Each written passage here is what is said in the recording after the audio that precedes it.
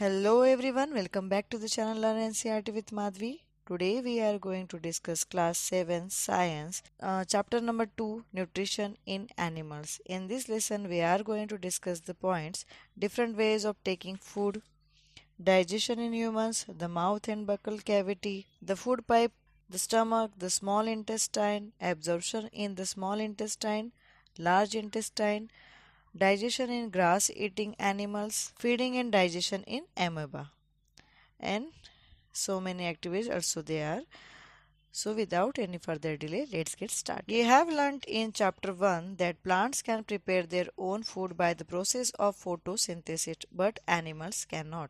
आपने lesson number chapter number 1 में पढ़ा है कि प्लांट्स अपना फूड फोटोसिंथेसिस प्रोसेस से बना सकते हैं, पर एनिमल्स बना सकते हैं. Animals get their food from plants either directly by eating plants और indirectly by eating animals that eat plants. तो जानवर जो रहते हैं, एनिमल जो रहते हैं, वो क्या करते हैं, वो अपना खाना कहाँ से कलेक्ट करते हैं, तो वो डायरेक्टली खाना प्लांट से ले लेते हैं, या फिर डायरेक्टली वो प्लांट्स खाते हैं, या फिर इनडायरेक्टली वो खाते हैं एनिमल्स जो प्लांट्स को खाते हैं, उन एनिमल्स को वो खाते हैं. Some animals eat both plants and animals. कुछ कुछ जो एनिमल्स रहते हैं वो प्लांट्स भी खाते हैं और एनिमल्स भी खाते हैं. Recall that all organisms, including humans, require food for growth, repair, and functioning of the body. तो याद कीजिए ऐसे ऑर्गेनिजम्स को, उसमें इंक्लूडिंग ह्यूमन बींग्स भी है जिसको ग्रोथ के लिए खाने की ज़रूरत पड़ती है, रिपेयरिंग के लिए, फंक्शनिंग के लिए हमारी बॉडी को ज़रूरत पड़ी है. तो उसके लिए हमें क्या चाहिए, एनिमल खाने की ज़रूरत न्यूट्रिशन पड़ती है. Includes nutrients requirement, mode of intake of food and its utilisation in the body. तो जानवरों को या फिर एनिमल्स को क्या है ना, ज़रूरत पड़ती है न्यूट्रिएंट्स की, तो वो फिर वो कहाँ से लेते हैं, तो खाने से लेते हैं. तो खाना खा के फिर वो यूटिलाइज करते हैं उनकी बॉडी के ऊपर, और फिर वहाँ से उनको मिलता है न्यूट्रिएंट्स. जो रिक्वायरमेंट होती है न्यूट्रिएंट्स की, वो वहाँ से फुलफिल होती है. You have studied in class 6 that food consist of many components. Try to recall and list them below. तो आपने क्लास 6 में पढ़ा है कि खाने के बहुत सारे कंपोनेंट्स होते हैं, तो उन्हें याद करने की कोशिश कीजिए और यहाँ पे लिस्ट हमें बनानी है. जैसे कि फॉर एग्जांपल यहाँ पे carbohydrate, fats, proteins, minerals, vitamins, they are the list of the components. The components of food such as carbohydrates are complex substances. तो कंपोनेंट ऑफ फूड में एक पॉइंट जो है, जो एक कंपोनेंट है कार्बोहाइड्रेट्स, वो बहुत ही कॉम्प्लेक्स सी चीज़ है. This complex substances can not be utilised as such, so they are broken down into simpler substances. तो ये जो कॉम्प्लेक्स सा सब्सटेंस है ना, वो डायरेक्टली यूटिलाइज नहीं होता है, तो वो ब्रोक होता है और फिर सिंपलर सब्सटेंस में जाता है. The break down of complex components of food into simpler substances is called digestion. तो कॉम्प्लेक्स सब्सटेंस का सिंपलर सब्सटेंसेस में ब्रेक डाउन होना, कन्वर्ट होना, इसे कहा जाता है digestion. 2.1 different ways of taking food. The mode of taking food into the body varies in different organisms. तो यहाँ पे 2.1 टॉपिक दिया है कि खाने के अलग अलग तरीके यहाँ पे बताए गए हैं. तो खाना खाने के अलग अलग तरीके हैं, अलग अलग ऑर्गेनिजम्स के अलग अलग तरीके रहते हैं. Like bees and humming birds suck the nectar of plants, infants of human and many other animals feed on mother's milk. Snakes like the python swallow the animals they prey upon. तो जैसे कि बीज जो रहती है, मधुमक्खियाँ जो रहती है, या फिर हमिंग बर्ड्स जो रहते हैं, तो वो क्या करते हैं, उनके पास एक नली रहती है, उससे वो जो फ्लावर्स का जो रस रहता है वो सक करते, खींच के फिर वो वहां से लेते हैं. प्लांट्स का जो रहता है उससे वो सक करके लेते हैं. इन्फेंट्स ऑफ ह्यूमन बींग्स, जो छोटे छोटे बच्चे रहते हैं, तो वो किस पे डिपेंडेंट रहता है, या फिर जो एनिमल्स है जो मदर मिल्क पीते हैं, वैसे जो एनिमल्स है तो वो अपने माँ के दूध से अपना सरवाइव करते हैं. स्नेक जैसे कि पाइथन जो है, अजगर बोलते हैं हम उसे, तो वो क्या करता है, तो वो जो उसका भक्षक रहता है, जो भी उसका शिकार करता है जिसे भी एनिमल्स को, तो उसको निगल लेता है, वो स्वैलो कर लेता है. तो वो उसका वे है खाने का. Some aquatic animals filter tiny food particles floating nearby and feed upon them. तो जो एक्वेटिक एनिमल्स रहते हैं, जो पानी के अंदर जो एनिमल्स रहते हैं, तो वो क्या करते हैं, जो छोटे छोटे पार्टिकल्स फ्लोट करते रहते हैं पानी के अंदर में, उनके आजू बाजू में, वो ये खाते हैं. Activity 2.1. What is the type of food and mode of feeding of the following animals? तो फूड के टाइप्स कौन कौन से देखते हैं फूड के टाइप कौन कौन से हैं और उनके खाने के तरीके कैसे कैसे हैं, वो देखना है हमें। Write down your observation in the given table, you may find the list of modes of feeding given below the table helpful. तो आपको ये सब नोट डाउन करना है। टेबल 2.1 में वहाँ पे दिखाया गया वेरियस मोड्स ऑफ फीडिंग में, और आपको एक लिस्ट बना देनी है एनिमल्स की। तो हम देख लेते हैं यहाँ पे टेबल 2.1, तो आपको अंदाज़ा हो जाएगा कि क्या करना है। टेबल 2.1 में बताया गया है वेरियस मोड्स ऑफ फीडिंग। वहाँ पे दिए गए 3 कॉलम, उसमें है name of animal, kind of food, mode of feeding. Name of animal में आपको सारे एनिमल्स के नेम लिख देने हैं। काइंड ऑफ फूड, तो वो किस टाइप का फूड खाते हैं वो आपको लिख देना है। और मोड ऑफ फीडिंग, तो वो किसकी हेल्प से वो खाते हैं वो आपको लिख देना है। कि वो जैसे कि फॉर एग्जांपल यहाँ पे बताया गया snail, ant, eagle, humming bird, lice, mosquito, butterfly, house fly, तो वो कैसे खाते हैं। जैसे कि हम देख सकते हैं कि काइंड ऑफ फूड, तो वो क्या करते हैं, ब्लड खाते हैं या जूस पीते हैं, तो किससे करते हैं। और फिर मोड ऑफ फीडिंग में आपको क्या करना है, ये दिखना है कि वो सक करते हैं या फिर च्यू करते हैं या स्वेलो करते हैं या फिर कैप्चरिंग करते हैं। उसके मोड अलग अलग किस तरीके से वो अपना खाना कैच करते हैं या फिर निगलते हैं, ये हमें देखना है। Amazing fact: starfish feeds on animals covered by hard shells of calcium carbonate। एक अमेजिंग फैक्ट्स यहाँ पे बताया गया स्टार फिश के बारे में कि स्टार फिश क्या करती है ना, कि ये जो एनिमल है वो कवर रहती है हार्ड शेल्स के ऊपर। तो वो शेल्स किसका बना हुआ रहता है, कैल्शियम कार्बोनेट का बना हुआ रहता है। After opening the shell the starfish pops out its stomach through its mouth to eat the soft animal inside the shells. तो जैसे ही वो शेल खुलता है तो स्टार फिश क्या करती है कि उसका स्टमक बाहर निकालती है और उसके मुंह में से वो सॉफ्ट जो एनिमल्स रहते हैं वो खा लेती है शेल के अंदर। The stomach then goes back into the body and the fish slowly digested. वो स्टमक फिर धीरे से वो शंख में से जो है ना, शेल में से स्टमक पहले बाहर निकालती है और वो खा लेती है। फिर वो स्टमक धीरे धीरे उस शेल के अंदर जाता है, उसकी बॉडी के अंदर जाता है, और फिर वो खाना जो उसने खाया हुआ रहता है, जो स्मॉल वो सॉफ्ट एनिमल्स उसने खाए हुए रहते हैं, वो स्लोली वो डाइजेस्ट करता है। 2.2 digestion in humans. We take in food through the mouth, digest and utilise it. हम जो खाना है ना हमारे मुंह से खाते हैं और उसको खाना डाइजेस्ट करते हैं और फिर यूटिलाइज करते हैं। The unused parts of the food are डिफिकेटेड।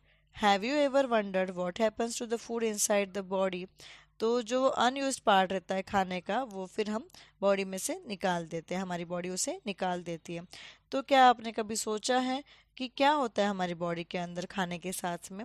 The food passes through a continuous canal, जैसे कि यह फिगर 2.2 में दिखाई गई है, which begins at the buccal cavity and ends at the anus. तो फूड क्या रहता है, एक कैनल में से जाता है, जैसे कि यहाँ पे फिगर दिखाई गई है 2.2 में ह्यूमन डाइजेस्टिव सिस्टम की, यहाँ पे फिगर दिखाई गई है। और वहाँ से वो कैनल के अंदर जाते जाते बकल कैविटी से और फिर एंड होता है एनस में। तो पहले हम देख लेते हैं डायग्राम। यहाँ पे the canal can be divided into various compartments. तो कैनल जो है ना वो बहुत सारे अलग अलग कंपार्टमेंट्स में डिवाइड की गई हुई है।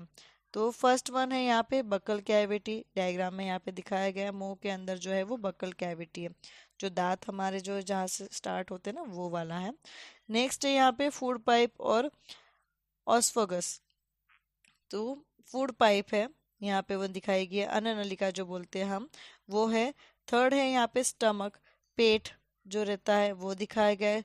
उसके बाद देन आता है स्मॉल इंटेस्टाइन, स्मॉल इंटेस्टाइन के पास में खाना जाता है। देन जाता है लार्ज इंटेस्टाइन, फिर लार्ज इंटेस्टाइन में खाना जाता है, और लार्ज इंटेस्टाइन से लेके वो रेक्टम से लेके रेक्टम आते हैं, और रेक्टम से फिर वो एनस से लेके निकल जाता है। Is it not a very long path, ये बहुत लंबा पाथ नहीं लग रहा है क्या। This parts together from the alimentary canal digestive tract. तो ये पाथ पूरा साथ में काम करता है और फिर डाइजेस्टिव ट्रैक्ट होता है, यहाँ से डाइजेशन होता है। The food components gradually get digested as food travels through the various compartments। तो फूड जो कंपोनेंट है वो ग्रेजुअली धीरे धीरे से डाइजेस्ट होता है और खाना जो है वो धीरे धीरे से अलग अलग सारे कंपार्टमेंट्स में जाता है। The inner walls of the stomach and the small intestine and the various glands associated with the canal such as salivary glands and liver and the pancreas secretes digestive juices. तो जो अंदर की walls है stomach की हमारे और फिर उसके बाद में जो स्मॉल इंटेस्टाइन आता है उसके बीच में बहुत सारे ग्लैंड्स हैं, जैसे कि सलाइवरी ग्लैंड्स है, लिवर है और पैनक्रियाज है। तो उसके अंदर ना सीक्रेट ऐसे डाइजेस्टिव जूसेस रहते हैं, वो हेल्प करते हैं हमारे खाने को डाइजेस्ट होने में। The digestive juices convert complex substances of food into simpler ones. तो जो डाइजेस्टिव जूसेस है वो कन्वर्ट करते हैं हमारे अंदर के जो खाने के अंदर कॉम्प्लेक्स जो सब्सटेंसेस रहते हैं उनको simpler one. The digestive tract and the associated glands together constitute the digestive system. तो जो डाइजेस्टिव ट्रैक्ट रहता है और उसके अंदर के जो ग्लैंड्स रहते हैं वो दोनों साथ में काम करके क्या बनता है, डाइजेस्टिव सिस्टम बनता है। Now let us know what happens to the food in different parts of the digestive tract. तो देखते हैं हम कि जो खाना रहता है वो अलग अलग पार्ट्स में डाइजेस्टिव ट्रैक्ट में जाने के बाद में क्या होता है। The mouth and buccal cavity. Food is taken into the body through the mouth. The process of taking food into the body is called ingestion. जो खाना खाने की जो प्रोसेस रहती है हमारे बॉडी के अंदर उसे किया जाता है इंजेशन कहा जाता है। We chew the food with the teeth and break it down mechanically into the small pieces. तो हम खाने को चबाते हैं और तोड़ते हैं उसको मैकेनिकली, उसको स्मॉल छोटे छोटे पीसेस में उसको मैकेनिकली हम तोड़ते हैं और बनाते हैं उसमें। इस tooth is rooted in a separate socket in the gums, figure 2.3। तो अलग हर एक जो दांत रहता है वो अलग अलग सॉकेट में बैठा हुआ है, हमारे जो गम्स रहते हैं, जो दांतों की जो अरेंजमेंट रहती है उसके अंदर, यहाँ पे फिगर 2.3 में दिखाया गया है। Our teeth vary in appearance and perform different functions, accordingly they are given different names. तो हमारे जो दांत है वो अलग अलग है और वो अलग अलग फंक्शंस करते हैं, काम करते हैं। Accordingly they are given different names. तो उस वजह से उस हिसाब से उनको अलग अलग नाम दिए गए हैं। तो जैसे कि आप फिगर 2.3 में दिखाया गया है arrangement of teeth and different type of teeth. तो अरेंजमेंट किस तरह से है और कौन से टाइप के दांत हमारे मुंह में रहते हैं वो हम देखते हैं। Incisor, canine, premolar, molar. तो जो स्टार्टिंग के चार दांत रहते हैं, जो फ्रंट में जो चार दांत दिखाई देते हैं हमारे, वो है इंसाइजर। नेक्स्ट जो टू है वो हो गए कैनाइन। उसके बाद में नेक्स्ट जो टू दोनों साइड से हम देखेंगे वो हो गए प्री मोलर। और नेक्स्ट थ्री लेफ्ट साइड से राइट साइड से दोनों हो गए मोलर। ये हो गई दांतों की arrangements. Bujo is fascinated by the highly coiled small intestine seen in figure 2.2. He wants to know its length. Would you like to make a wild guess? तो बुजो थोड़ा सा सरप्राइजिंग हो, वो देख रहा है, फैसिनेटेड हो गया थोड़ा सा कि स्मॉल इंटेस्टाइन जो यहाँ पे फिगर 2.2 में दिख रहा है तो वहाँ पे हाईली कॉइल्ड मतलब ऐसे लपेटिया हुआ कुछ तो उसको दिख रहा है स्मॉल इंटेस्टाइन में। He wants to know its length. Would you like to make a wild guess? We have given its approximate length on page number 16. Just imagine how such a long structure is accommodated in a small space within our body. उसे जानना है कि उसकी length कितनी है और फिर एक वाइल्ड गेस हम करते हैं। तो हमने अप्रोक्सीमेट जो लेंथ है उसको दिखाया है पेज नंबर 16 में। तो जस्ट इमेजिन करते हैं कि जो ये स्ट्रक्चर है हमारी बॉडी के अंदर ये कैसे बिठाया गया इतनी कम स्पेस में, ये वो इमेजिन कर रहा है। Milk teeth and permanent teeth. Do you remember about falling off your teeth some years ago? The first set of teeth grows during infancy and they fall off at the age between 6 to 8 years. आपको याद है क्या कि आपके दांत है ना कुछ साल पहले गिरे थे, जब फर्स्ट सेट आपका आया था बचपन में आया था, जब आप बच्चे थे तब बेबी थे तब आया था, और फिर वो आपकी एज के 6 से 8 साल के बीच में सारे दांत आपके गिर जाते हैं। These are term milk teeth. तो उन्हें क्या कहा जाता था? मिल्क टीथ थे वो पहले वाले जो दांत थे वो। The second set that replaces them are the permanent teeth. और जो दूध के दांत टूटने के बाद में दूसरे जो दांत आए हैं, तो दूध के दांत गिरने के बाद में जो दूसरे दांत आते हैं उन्हें कहा जाता है परमानेंट टीथ कहा जाता है। वो टूटने के बाद उनकी जगह पे कोई भी दूसरा दांत नहीं आता है। The permanent teeth may last throughout life और fall off during old age और due to some dental disease. तो परमानेंट जो दांत रहते हैं वो पूरी लाइफ टाइम रहते हैं अपने, और वो गिर गए तो जैसे मैंने आपको बताया कि कोई रीज़न की वजह से या फिर एज की वजह से वो गिरते हैं तो वो वापस हमें नहीं आते हैं। एक्टिविटी दी है हमें activity 2.2, wash your hands, look into the mirror and count your teeth. आपके हाथ अच्छे से वॉश कर लीजिए, धो लीजिए उनको, और कांच के अंदर देखिए, मिरर के अंदर, और अपने दांतों को गिनिए। Use your index finger to feel the teeth, आपके इंडेक्स फिंगर जो स्टार्टिंग वाला फिंगर है आपके हाथों का, उसे लीजिए और अपने दांतों को फील कीजिए। How many kinds of teeth could you find, आपको किस किस टाइप के दांत मिलते हैं वहाँ पे। Take a piece of an apple और ब्रेड एंड ईट इट, तो एक पीस ले लीजिए छोटे एप्पल का या ब्रेड का और फिर उसे खाइए। Which teeth do you use for biting and cutting and which ones for piercing and tearing, तो आप कौन से दांतों की हेल्प से कोई भी खाना जो है वो काटते हैं या फिर उसे कटिंग करते हैं उसकी छोटी छोटी, या फिर कौन से दांतों की हेल्प से आप उसको छीलते हैं या फिर निकालते हैं उसको, तो वो आप देखिए। Also find out ones that are used for chewing and grinding, और ये भी देखिए कि आप किस चीज़ से उसको चबा सकते हैं या फिर ग्राइंड कर सकते हैं। Record your observation in table point 2, ये सारा जो ऑब्जर्वेशन आप करने वाले हो ये आपको लिखना है टेबल 2.2। टेबल 2.2 में क्या है, type of teeth, number of teeth, उसमें दो है कॉलम, लोअर जो, अपर जो, नीचे वाले दांत और ऊपर वाले, टोटल कितने हैं यूँ। कटिंग एंड बाइटिंग टीथ, तो वो है ऊपर 4 रहते हैं, नीचे साइड में 4 रहते हैं, और टोटल हो गए वो 8। पर्सिंग एंड टीयरिंग टीथ, तो वो रहते हैं 2 2, ऊपर नीचे दोनों। और च्यूइंग एंड ग्राइंडिंग टीथ, तो वो हो गए 10 10 रहते हैं, जो पीछे वाले और ऊपर वाले और नीचे वाले ये रहते हैं। तो जो कटिंग और बाइटिंग वाले हैं वो आगे के 4 है, ऊपर वाले 4 और नीचे वाले 4 की हेल्प से हम कर लेते हैं। पर्सी और टीयरिंग जो है वो हम उसके साइड साइड का जो है उससे करते हैं, जो एक एक दांत हमें दिखाई देता है तो उससे हम करते हैं। और उसके बाद में जो च्यूइंग और ग्राइंडिंग वाली प्रोसेस है, हम जो पीछे वाले हमारे दांत रहते हैं ऊपर नीचे के, उनकी हेल्प से करते हैं। और mouth has the salivary glands which secret saliva, do you know the action of saliva on food, let us find out. तो हमारे मुंह के अंदर सलाइवरी ग्लैंड रहती है और उसके अंदर सलाइवा रहता है, मीन्स कि थूक जो रहती है। तो आपको पता है क्या कि ये खाना खाने में सलाइवा क्या हेल्प करता है, तो ये हम देखते हैं। Activity 2.3, take two test tubes, label them A and B in test tube A. Put 1 teaspoon of boiled rice in test tube B. Keep 1 teaspoon of boiled rice after chewing it for 3 to 5 minutes. तो आपको 2 test tube लेने हैं, ए और B उनको नाम देना है, और उसके अंदर क्या करना है आपको, तो बॉइल्ड राइस जो है, पके हुए जो चावल है वो लेने हैं एक के अंदर, और दूसरे टेस्ट ट्यूब बी में क्या करना है आपको कि जो बॉइल्ड राइस है उसको अच्छे से चबाना है 3 से 5 मिनट तक, और उसको उसके अंदर डालना है। Add 3 to 4 ml of water in both the test tubes, figure 2.4. Now pour 2 to 3 drops of iodine solution in each test tube and observe. तो आपको क्या करना है उसके बाद में, इन दोनों ही जो टेस्ट ट्यूब्स है उसके अंदर 3 से 4 ml इतना पानी डालना है, और फिर 2 से 3 ड्रॉप इतना आयोडीन सॉल्यूशन डालना है दोनों ही ट्यूब के अंदर, और फिर उसका ऑब्जर्वेशन करना है।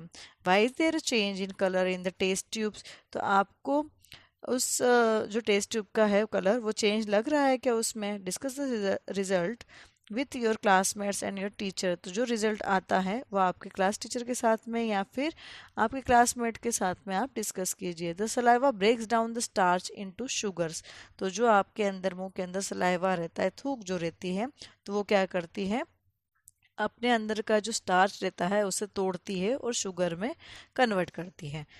The tongue is a fleshy muscular organ attached at the back to the floor of the buccal cavity. तो जो जीभ रहती है, टंग जो रहती है, ये कैसे कि उसके अंदर कोई हड्डी वगैरह नहीं, फ्लेशी सी है, वो मस्कुलर एक ऑर्गन है कि जो हमारे पीछे साइड में बकल कैविटी से स्टार्ट होता है और पीछे वाली जो फ्लोर रहती है उस पर अटैच रहता है। It is free at the front end can be moved in all direction, ये पीछे से अटैच रहती है और आगे से पूरी की पूरी फ्री रहती है, और उसकी हेल्प की वजह से वो क्या रहता है, तो हमारे सारे दांतों की तरफ, सारे डायरेक्शन की तरफ वो जा सकती है। Do you know the functions of the tongue? We use our tongue for talking. Besides, it mixes saliva with the food during chewing and help in swallowing food. तो आपको पता है क्या कि टंग का क्या काम रहता है। टंग हमें हेल्प करती है बातें करने के लिए, बोलने के लिए। उसके अलावा वो क्या करती है कि जो थूक रहती है, सलाइवा जो रहता है, तो जब हम उसको चबाते रहते हैं या फिर उतारते हैं तो उसको उतारने में हेल्प ये थूक ही करती है, सलाइवा ही करता है। We also taste food with our tongue. It has taste buds and detect different tastes of food. We can find out the position of taste buds by the following activity. तो हम जो रहता है ना test जो करते हैं वो हमारी टंग की हेल्प से ही करते हैं। कुछ भी खाने का जो टेस्ट है हमें हमारी टंग की वजह से पता रहता है। और कैसे पता चलता है, तो जीभ के हमारे ऊपर छोटे छोटे टेस्ट बर्ड्स रहते हैं, तो वो डिफरेंट डिफरेंट जो टेस्ट रहते हैं खाने के वो डिटेक्ट करते हैं। तो टेस्ट बर्ड की जो पोजीशन है वो डिटेक्ट करने के लिए हम नीचे वाली एक्टिविटी देखेंगे। उसके पहले हम देख लेते हैं यहाँ पे जो दो ब्रैकेट में दिए गए हैं वो हम देख लेते हैं। Sweets and tooth decay. Normally, bacteria are present in our mouth, but they are not harmful to us. However, if we do not clean our teeth and mouth after eating, many harmful bacteria also begin to live and grow in it. तो normally हमारे क्या रहता है ना कि मुंह के अंदर में बैक्टीरियाज रहते हैं, पर वो जो बैक्टीरियाज रहते हैं वो नुकसानदेह नहीं रहते हमारे लिए। और जब हम हमारे खाना खाने के बाद में कुछ भी खाते हैं, हम उसके बाद में अगर मुंह को क्लीन नहीं करते हैं या फिर दांतों को क्लीन नहीं करते हैं, तो वो क्या रहता है कि हमारे अंदर हार्मफुल बैक्टीरिया बढ़ना शुरू कर देते, पैदा होना शुरू कर देते हैं और फिर वो बढ़ना शुरू कर देते हैं। This bacteria break down the sugars present from the left over food and release acids. See chapter 5 to know what an acid is. तो वो क्या करते हैं ना कि हमारे अंदर के बैक्टीरिया जो रहते हैं वो शुगर्स को ब्रेक डाउन करते हैं, और जो खाने के अंदर प्रेजेंट रहता है ना, जो बचा हुआ खाना हमारे दांतों पे फंसा हुआ रहता है, तो उसको वो शुगर में कन्वर्ट करते हैं और फिर एसिड्स रिलीज करते हैं। एसिड्स हमने पढ़ा है चैप्टर 5 में। The acid gradually damage the teeth, figure 2.5। This is called tooth decay. तो ये जो एसिड्स पैदा हुए रहते हैं, जो रिलीज होते हैं हमारे लेफ्ट ओवर फूड से, तो वो उन्हें क्या रहता है, वो हमारे धीरे धीरे दांतों को डैमेज करते रहते हैं, जिससे कि फिगर 2.5 में दिखाया गया है। This is called tooth decay. इसे कहा जाता है tooth decay. If it is not treated in time it causes severe toothache and in extreme cases results in tooth loss. अगर हमने समय के हिसाब से उसे अगर ट्रीट नहीं किया तो दांतों का दर्द इतना बढ़ जाता है और कुछ कुछ टाइम पे ऐसा हो जाता है कि हमें हमारा दांत निकालना पड़ सकता है। Chocolate, sweet, soft drinks and other sugar products are the major culprits of tooth decay. मीठी चीज़ें जैसी है, जैसे कि चॉकलेट्स खाते हैं हम, स्वीट्स खाते हैं, सॉफ्ट ड्रिंक्स पीते हैं, कोल्ड ड्रिंक वगैरह जो पीते हैं हम लोग, या फिर शुगर प्रोडक्ट्स जो रहते हैं, मीठी जो जितनी भी सारी चीज़ें हैं, ये मेन रीज़न है, मेन कारण है, मेन दुश्मन है हमारे दांत के नुकसान के लिए। Therefore one should clean the teeth with brush और दातून and dental floss, a special strong thread which is moved between two teeth to take out trapped food particles at least twice a day and rinse the mouth after every meal। तो आपको क्या करना है, हमारे दांतों को अच्छे से क्लीन करना है, या तो दातुन की हेल्प से या फिर ब्रश की हेल्प से, और फिर अच्छे से डेंटल फ्लॉस मीन्स कि अच्छे से आपको डेंटल फ्लॉस एक ऐसा थ्रेड वाला एक इक्विपमेंट है या फिर एक ऐसी चीज़ है थ्रेड वाली कि वो जो दोनों दांतों के अंदर फंसा हुआ खाना रहता है वो अच्छे से निकाल देता है। तो ये प्रक्रिया आपको 2 टाइम करनी है दिन में। और जब भी आप कुछ भी खाते हैं तो उसके बाद में आपको मुंह को अच्छे से धो लेना है, गार्गल कर लेना है, या फिर मुंह को अच्छे से कुल्ला कर लेना है। Also one should not put dirty fingers और any unwashed objects in the mouth. और आपको साथ ही साथ क्या ध्यान रखना है कि कोई भी गंदी चीज़ या फिर बिना हाथ धोए अपनी उंगलियां मुंह के अंदर नहीं डालनी है। Sometimes when you eat in a hurry, talk और laugh while eating, you may cough, get hiccups और चोकिंग सेंसेशन। अगर कभी कभी क्या होता है ना कि आप जल्दी जल्दी में खाना खाते हैं या फिर बातें करते रहते हैं या फिर हंसते रहते हैं खाना खाते टाइम पे, तो क्या होता है एकदम से आपको खाना खांसी आने शुरू हो जाती है या फिर हिचकी आने शुरू हो जाती है, या फिर ऐसा लगता है कि कुछ अटक गया है हमारे, इस टाइप से फील होता है आपको। This happens when food particles enter the wind pipe. तो ये क्यों होता है, क्योंकि खाना जो रहता है ना वो हमारे विंड पाइप जो रहता है सांस लेने की नली में वो चले जाता है। The windpipe carries air from the nostrils to the lungs. Windpipe क्या करता है, तो हमारे नाक से हमारे लंग्स तक एयर जो है वो सप्लाई करता है। It runs adjacent to the food pipe but inside the throat air and the food share a common passage. तो क्या रहता है ना कि वो पास पास में रहते हैं फूड पाइप और एयर पाइप वो, पर गले के अंदर क्या रहता है ना कि वो क्या कॉमन पैसेज शेयर करते हैं। एक ही जगह पे हमारा फूड पाइप भी है और एक ही जगह पे हमारा एयर पाइप भी है, विंड पाइप भी है हमारा। तो then how is food prevented from entering the windpipe? During the act of the swallowing, a flap like valve close the passage of the windpipe and guides the food into the food pipe। तो हम कैसे बचा सकते हैं कि हमारे खाने को विंड पाइप के अंदर जाने से?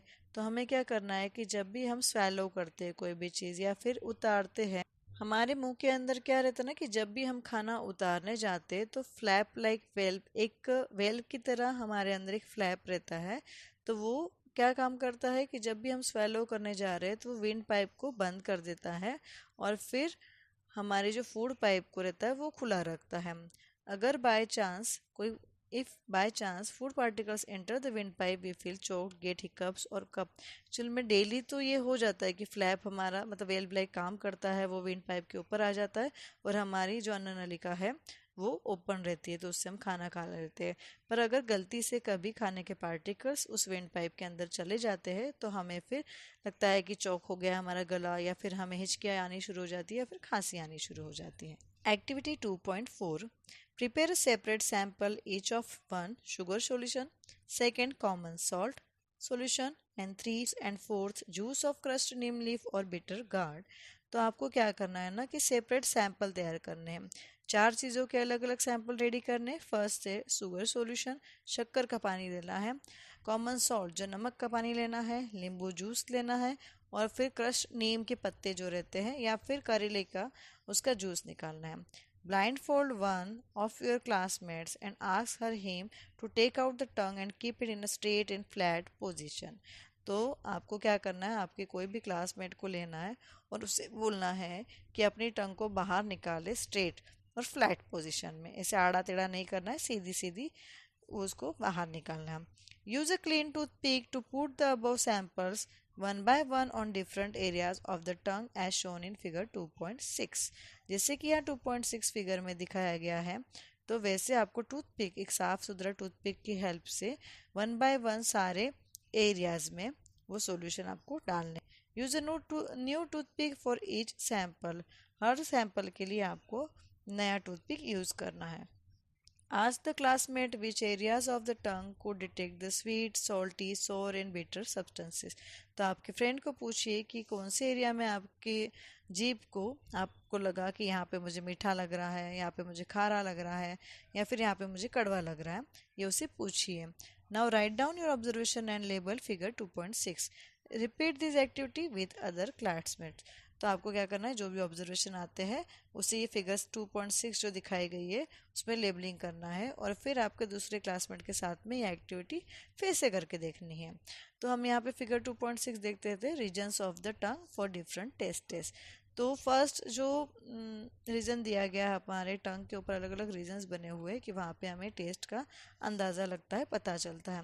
तो जो फ्रंट है हमारे टंग का, तो वहाँ पे हमें स्वीट टेस्ट फील होता है। उसके साइड साइड दोनों साइड्स में जो है एज फिगर में शो किया गया है, तो वहाँ पे है सॉल्टी सा, और थर्ड में है उसके पीछे वाला, वहाँ पे है आपको सॉर वाला लगता है, खट्टा वाला, और जो एंड है पीछे वाला जो हिस्सा है वहाँ पे हमें फील होता है कड़वा टेस्ट लगता है। नेक्स्ट है यहाँ पे द फूड पाइप एंड ऑस्फेगस।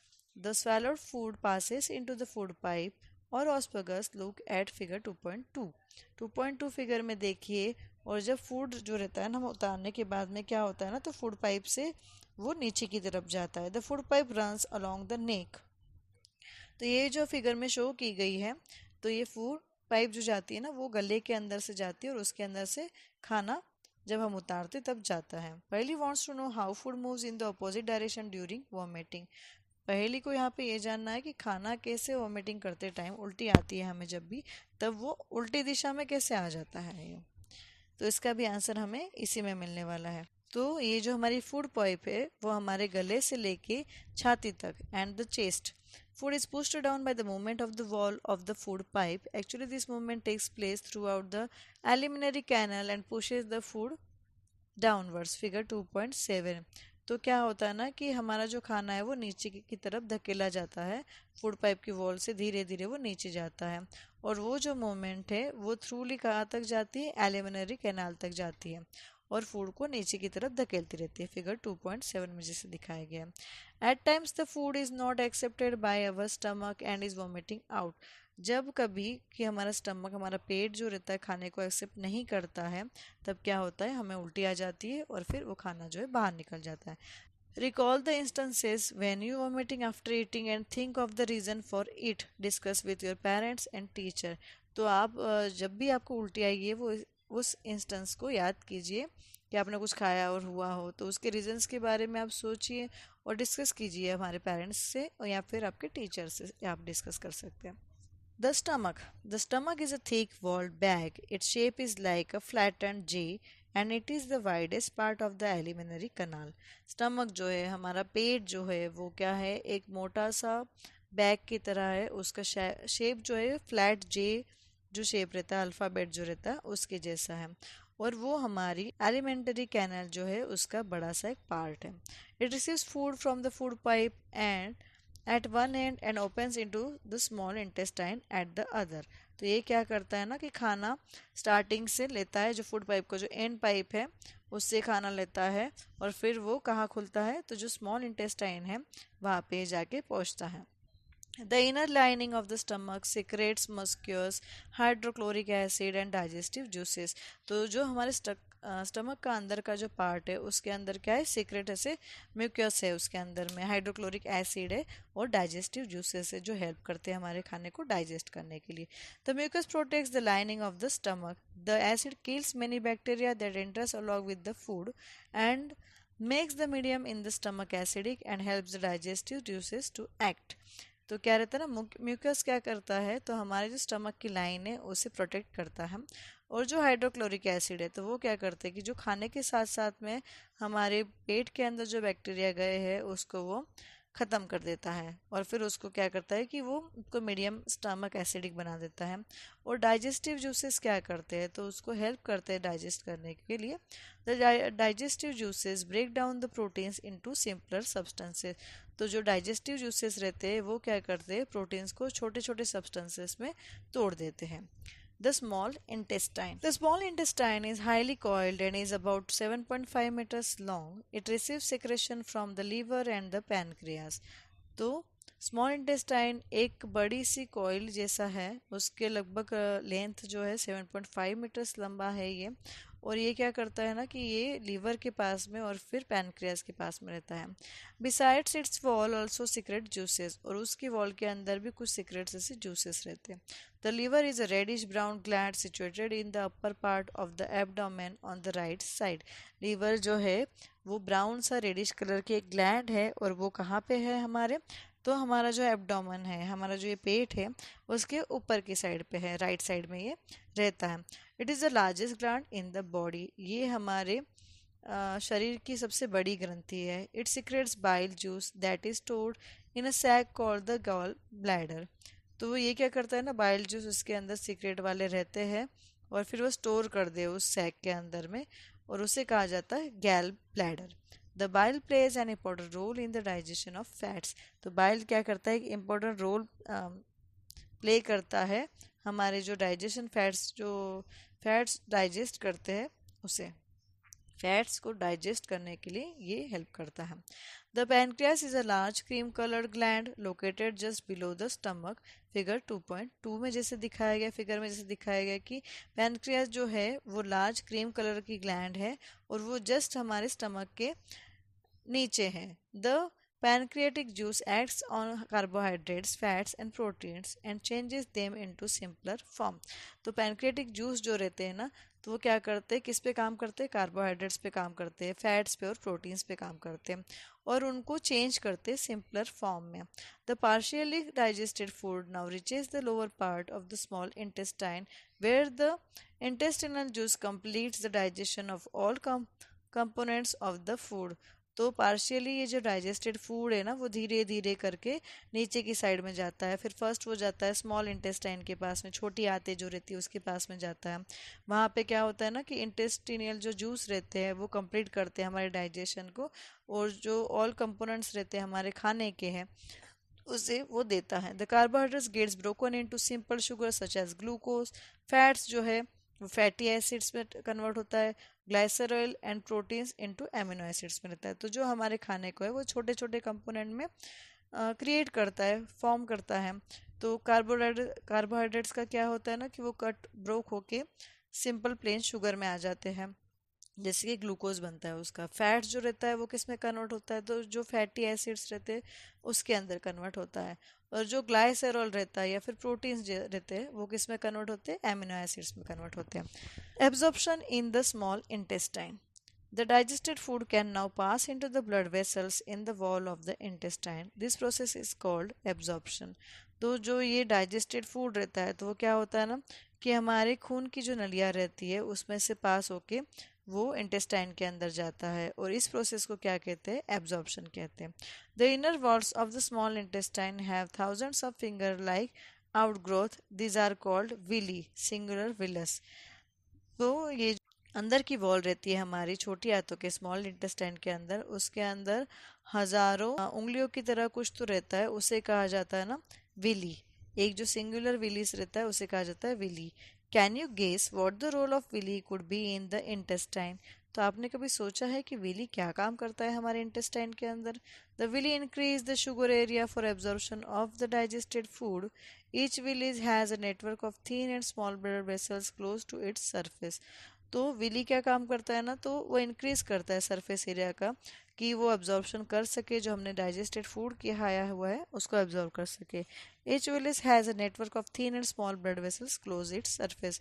तो जो हर एक विली रहता है वो क्लोज करने के लिए, जो सरफेस है उसको क्लोज करने के लिए उसके पास क्या रहता है, एक नेटवर्क रहता है पतला और छोटे छोटे ब्लड वेसल्स का। The surface of the villi absorbs the digested food materials. The absorbed substances are transported via the blood vessels to different organs of the body, where they are used to build complex substances such as the proteins required by the body. तो जो absorb की हुई जो substances है तो वो blood vessels के through अलग अलग ऑर्गन्स जो रहते हैं हमारी बॉडी के वहाँ पे जाते हैं, और फिर वो वहाँ पे बिल्ड करते हैं कॉम्प्लेक्स सब्सटेंसेस, जैसे कि प्रोटीन्स जो रिक्वायर रहता है हमारी बॉडी को, तो वो जाता है और उसे कहा जाता है assimilation. In these cells, glucose breaks down with the help of oxygen into carbon dioxide and water, and energy is released. The food that remains undigested and unabsorbed enters into the large intestine. तो ये जो sales रहते हैं ना वो क्या करते हैं कि ग्लूकोज हमें जो मिला है हमारे खाने से, कार्बोहाइड्रेट से, तो वो क्या करता है ना, ग्लूकोज को ब्रेक करता है और उसको करता है जो कार्बन डाइऑक्साइड रहता है उसकी हेल्प से ग्लूकोज जो है वो खुद को तोड़ता है ऑक्सीजन की हेल्प से, और कन्वर्ट होता है कार्बन डाइऑक्साइड और पानी में, और एनर्जी रिलीज करता है।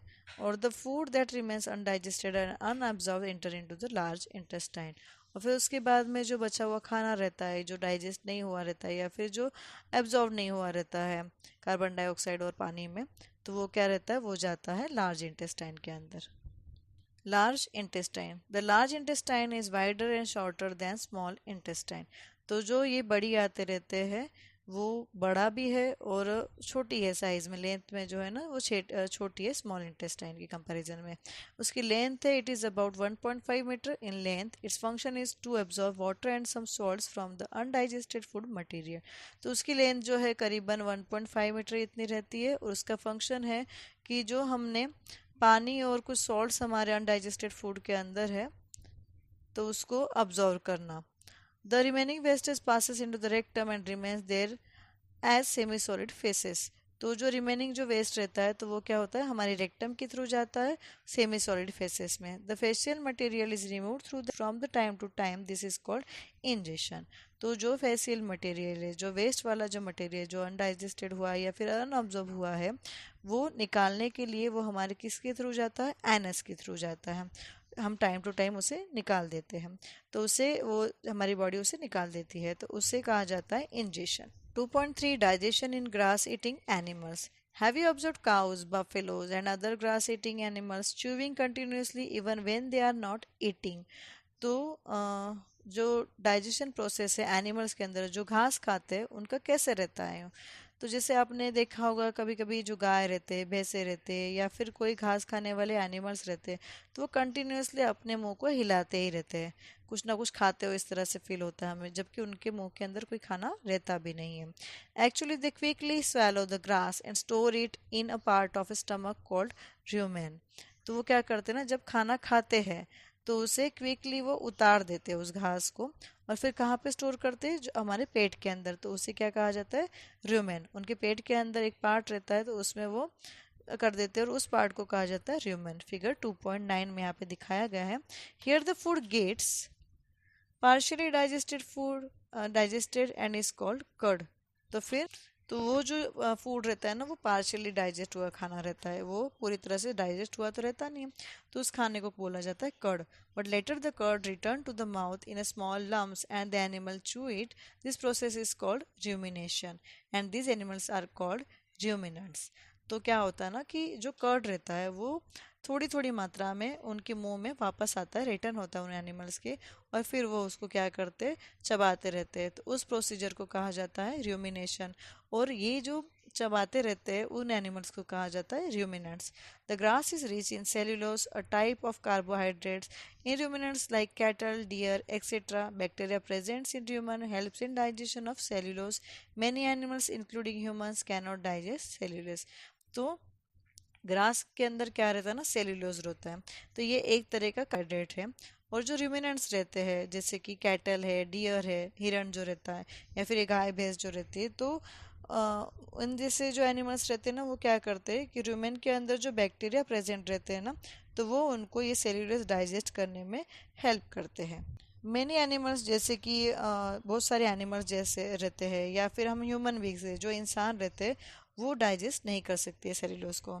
Animals like horses, rabbits etcetera have a large sac like structure called caecum. तो जो एनिमल्स है जैसे कि घोड़े हैं या फिर खरगोश है, तो उनके अंदर ना एक बड़ा सा सैक रहता है, सैक जैसा स्ट्रक्चर रहता है, तो उसे कहा जाता है caecum. Between the oesophagus and the small intestine. Figure 2.9, यहाँ पे एक एनिमल्स की जो फिगर दिखाई गई है, उसमें डाइजेस्टिव सिस्टम दिखाया गया रूमिनेंट्स का। तो वहाँ पे आप देखिए, उसमें बताया गया कि जो उनका ऑस्फोगस है और फिर स्मॉल इंटेस्टाइन है, उनके अंदर भी स्मॉल इंटेस्टाइन रहता है। तो इन दोनों के बीच में क्या रहता है, ये the cellulose of the food is digested here by the action of certain bacteria which are not present in humans। तो जो सेल्यूलोज रहते हैं वो क्या करते हैं, खाने को डाइजेस्ट करते हैं, और जो बैक्टीरिया रहते हैं उनके अंदर, जो ह्यूमंस के अंदर या फिर उनके अंदर, वो तो सेल्यूलोज को डाइजेस्ट करने के लिए एनिमल्स के अंदर उस टाइप के बैक्टीरियाज रहते हैं, वो बैक्टीरियाज हमारे ह्यूमन भी इंसानों के अंदर नहीं रहते हैं, इसलिए हम जो है वो सेल्यूलोज को डाइजेस्ट नहीं कर पाते हैं। So far you have learnt about animals which possesses the digestive system, but there are many small organisms which do not have a mouth and a digestive system। तो आपने अब इन सारी प्रोसेस में समझ लिया कि कैसे कि जानवरों के अंदर डाइजेशन सिस्टम रहता है, कैसे काम करता है।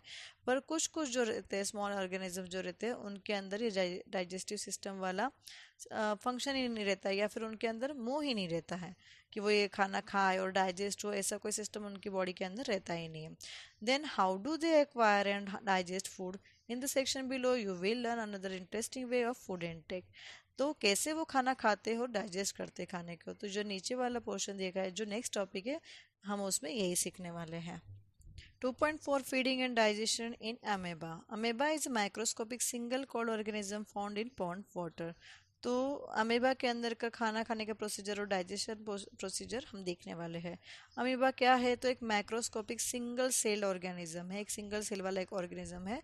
और ये हमें कहाँ मिलता है, तो जो ये पानी रहता है, जो पॉन्ड में रहता है ना, वो पानी जो एक जगह पे जम जाता है पानी, उस जगह पे रहता है। Amoeba has a cell membrane और rounded dense nucleus and many small bubbles like vacuoles. Figure 2.10 in its सिस्टोप्लाज्म।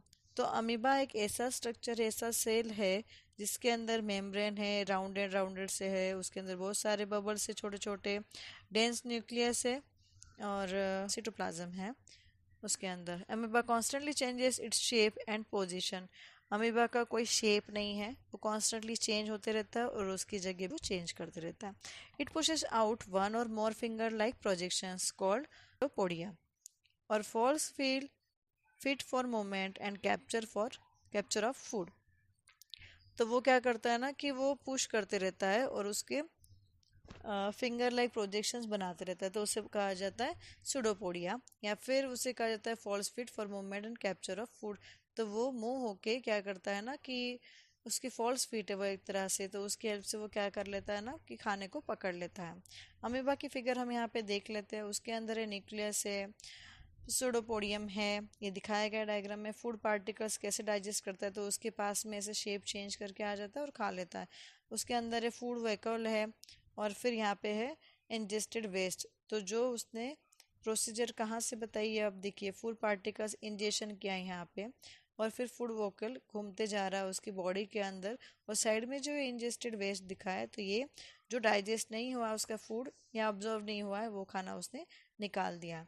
The amoeba feeds one some microscopic organism. When it senses food, it pushes out pseudopodia around the food particles and engulfs it. The food becomes trapped in a food vacuole. तो जैसे कि मैंने figure में आपको बताया, तो amoeba क्या करते रहता है कि जैसे उसको सेंस होता है कि खाना है, तो उसके पास में वो जाता है, और फिर वो क्या करता है उस खाने के पार्टिकल्स को ट्रैप कर देता है, और फिर उसको कहाँ ट्रैप करता है, वो फूड व्हीकल में ट्रैप कर देता है, जैसे यहाँ फिगर में हमने देखा। Digestive juices are secreted into the food vehicle. They act on the food and break it down into simpler substances. तो जो फूड व्हीकल रहता है उसके अंदर कुछ डाइजेस्टिव जूसेस रहते हैं सीक्रेट वाले, तो वो क्या करते हैं उस खाने को तोड़ते हैं और उनको सिंपलर सब्सटेंसेस में कन्वर्ट करते रहे। Gradually, the digested food is absorbed. The absorbed substances are used for growth, maintenance, and multiplication. तो जो ग्रेजुअली जो डाइजेस्टेड फूड रहता है वो एब्जॉर्व हो जाता है, और जो एब्जॉर्व सब्सटेंस रहता है तो वो क्या रहता है, बढ़ते रहता है, मेंटेनेंस करता है, या फिर मल्टीप्लाई होते रहते हैं, बढ़ते रहते हैं वो। The digested residue of the food is expelled out by the vacuole. तो जो डाइजेशन खाना रहता है तो वो क्या होता है ना, वैक्यूल से बाहर निकल जाता है। The basic process of digestion of food and release of energy is the same in all animals. तो जो बेसिक सी प्रोसीजर है डाइजेशन की, खाने की और एनर्जी को रिलीज करने की, तो ये जो है सारे एनिमल्स में एक जैसे रहते हैं। तो इस चैप्टर में हमने ये सीखा है कि खाना किस तरह से ट्रांसपोर्ट होता है इंटेस्टाइन के अंदर और अलग अलग बॉडी के अंदर, ये हमने इस लेसन में सीखा है। सो एवरीवन, यहाँ पे हमारा ये lesson nutrition in animals finish होता है, कंप्लीट होता है। मैंने सारे टॉपिक जो है इसके अंदर जो पॉइंट्स है वो सारे अच्छे से एक्सप्लेन करने की कोशिश की है। आशा करती हूँ कि आपको बहुत अच्छे से समझ में आ गए होंगे। मिलते हैं इसी तरह की नेक्स्ट वीडियो में। Till then you guys, bye bye and lots of blessings to all of you. और हाँ, अब तक अगर आपने मेरे चैनल को सब्सक्राइब नहीं किया होगा तो प्लीज़ सब्सक्राइब कर देना, लाइक कर देना, शेयर कर देना, तो ये मुझे बहुत मोटिवेट करेंगे। Thanks for watching. Bye bye.